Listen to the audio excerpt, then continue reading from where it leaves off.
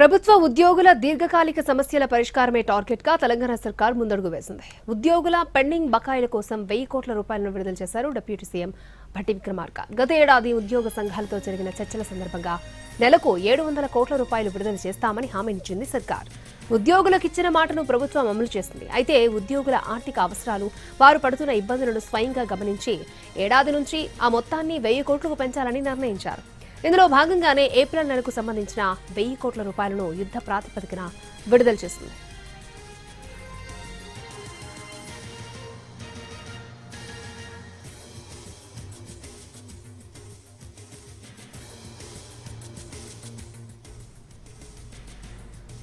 ప్రభుత్వ ఉద్యోగుల దీర్ఘకాలిక సమస్యల పరిష్కారమే టార్గెట్ గా తెలంగాణ సర్కారు ముందడుగు వేసింది.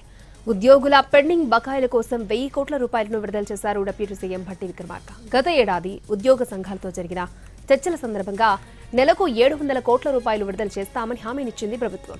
ఉద్యోగులకు ఇచ్చిన మాటను ప్రభుత్వం అమలు చేసింది. అయితే ఉద్యోగుల ఆర్థిక అవసరాలు, వారు పడుతున్న ఇబ్బందులను స్వయంగా గమనించి ఏడాది నుంచి ఆ మొత్తాన్ని 1000 కోట్లకు పెంచాలని నిర్ణయించారు. ఇందులో భాగంగానే ఏప్రిల్ నెలకు సంబంధించిన 1000 కోట్ల రూపాయలను యుద్ధ ప్రాతిపదికన విడుదల చేసింది.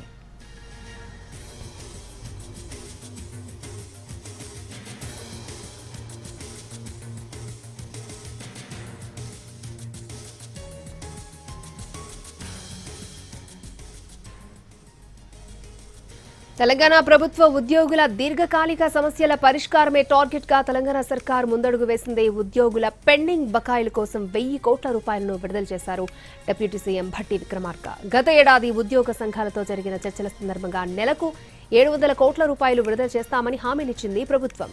ఉద్యోగులకిచ్చిన మాటను ప్రభుత్వం అమలు చేస్తుంది. అయితే ఉద్యోగుల ఆర్థిక అవసరాలు, వారు పడుతున్న ఇబ్బందులను స్వయంగా గమనించి ఏడాది నుంచి ఆ మొత్తాన్ని 1000 కోట్లకు పెంచాలని నిర్ణయించారు. ఇందులో భాగంగానే ఏప్రిల్ నెలకు సంబంధించిన 1000 కోట్ల రూపాయలను యుద్ధ ప్రాతిపదికన విడుదల చేసింది ప్రభుత్వం.